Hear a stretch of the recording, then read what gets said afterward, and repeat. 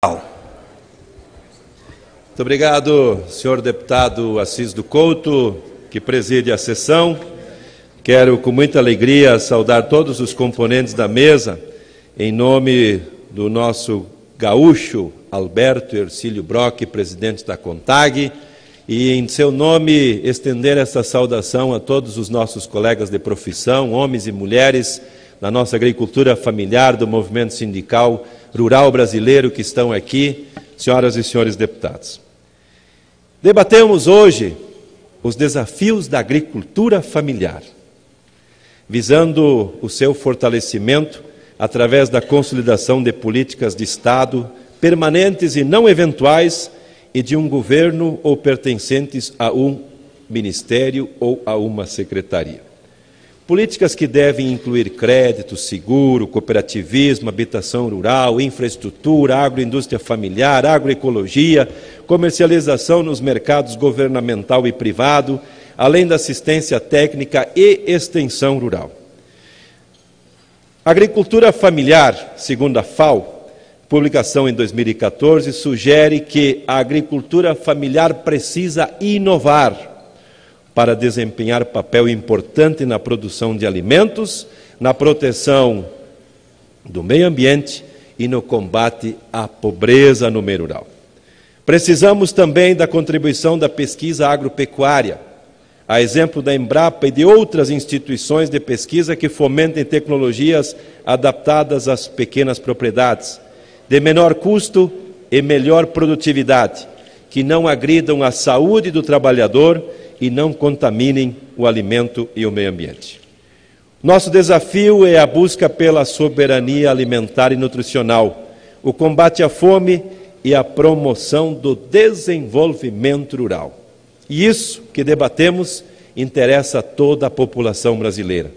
Ou alguém acha que o leite, os ovos, carnes, frutas, verduras e cereais são produzidos nos supermercados? Com certeza não. Aliás, a ONU declarou 2016 o Ano Internacional das Leguminosas, uma oportunidade única para aumentar a conscientização sobre a diversidade alimentar. E a contribuição das leguminosas, o feijão, a soja, a ervilha, a lentilha, amendoim e outros, tendo em vista as vantagens significativas relativas à alimentação e à nutrição das pessoas. A desnutrição, senhor presidente, é a mais grave ameaça global da saúde pública. 1,5 bilhão de pessoas estão acima do peso no mundo, incluindo 43 milhões de crianças menores de 5 anos. A cada ano, 3,9 milhões de crianças morrem de desnutrição. Isto é lamentável e muito triste.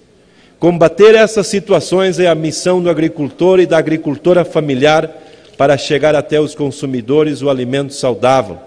A agricultura familiar produz, antes de tudo, alimentos e não meramente commodities. As populações da maior parte dos municípios brasileiros possuem fortes traços, laços e hábitos rurais. Temos milhares de municípios com 3.000, 5.000, 7.000 habitantes, portanto, são municípios essencialmente rurais. Mas o rural, infelizmente, ainda é visto como um espaço atrasado, superado, incapaz de prover perspectivas de vida e de desenvolvimento. Não à toa, a juventude é a maior responsável pelos índices de êxodo rural, que são preocupantes. E é por essa razão que é preciso dotar o campo das commodities das cidades. É preciso que a energia elétrica, inclusive com geração de energia solar, biogás e outros, de acesso às tecnologias, à saúde, educação, internet, qualidade de vida para o jovem, não somente permaneça com sua família no meio rural, mas que possa ser um empreendedor rural que agregue valor e conhecimento à produção da propriedade familiar. Assim, a agricultura familiar apresenta e representa uma oportunidade para impulsionar as economias locais, em especial promover a proteção social e o bem-estar das comunidades. Apesar disso tudo, o governo atual resolveu extinguir o MDA, o Ministério do Desenvolvimento Agrário. O MDA representa um marco na luta contra a violência no campo, espaço de afirmação das minorias, e como presidente da Frente Parlamentar quero dizer aqui que o governo cumpra a sua palavra que foi dita e divulgada nos meios de comunicação de recriação do Ministério do Desenvolvimento Agrário. Palavra empenhada é dívida e palavra empenhada é compromisso. E que, portanto, nós queremos que essa secretaria, está vinculada hoje à Casa Civil, seja transformada em ministério, como foi desde o governo Fernando Henrique, passou no governo Lula e também no governo Dilma.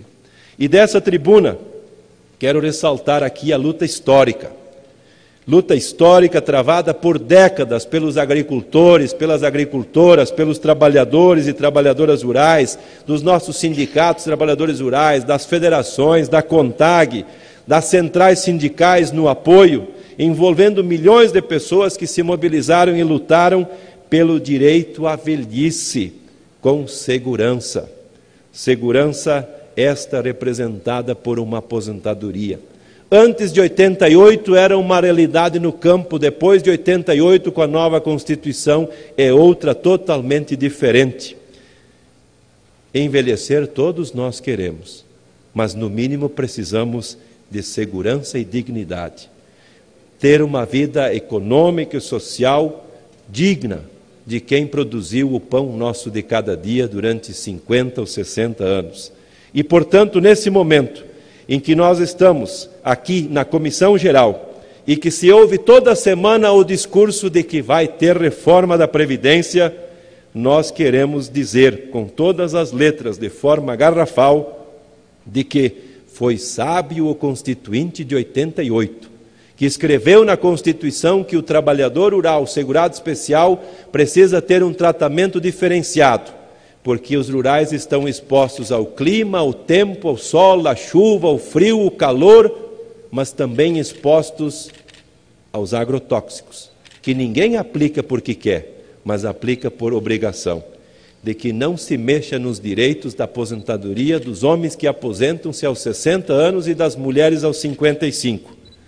Até porque a agricultura familiar também contribui para a Previdência. E toda vez quando há uma comercialização de produtos, há um desconto de 2,3% do valor da venda para os cofres previdenciários. E para encerrar, senhor presidente, colegas deputados e tantos quantos estão aqui, com muita alegria agradeço mais uma vez a vossa presença, dizer que nós precisamos avançar e avançar muito. E não é com o PEC 241 que congela os investimentos em saúde e educação, no desenvolvimento rural, no desenvolvimento social, que vai fazer também e trazer prejuízos ao PRONAF, ao PGPAF, ao PAA, ao PENAI e ao PROINF, que nós vamos desenvolver o rural brasileiro.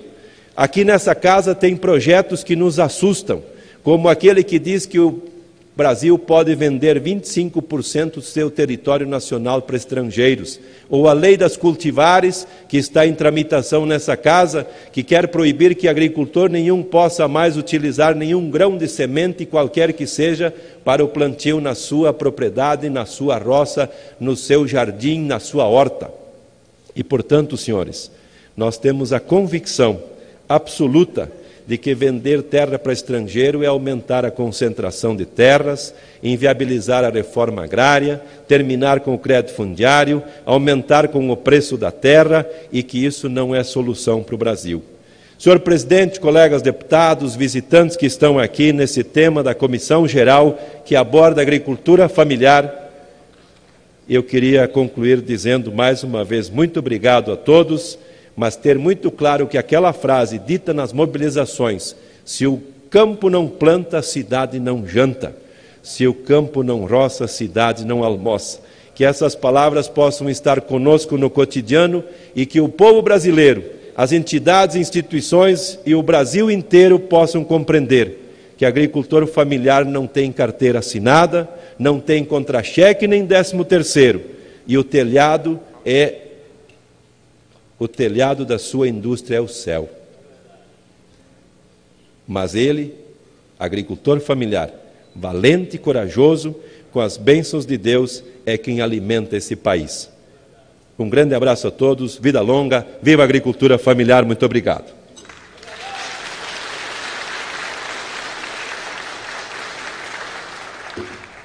Obrigado, deputado Heitor Chu.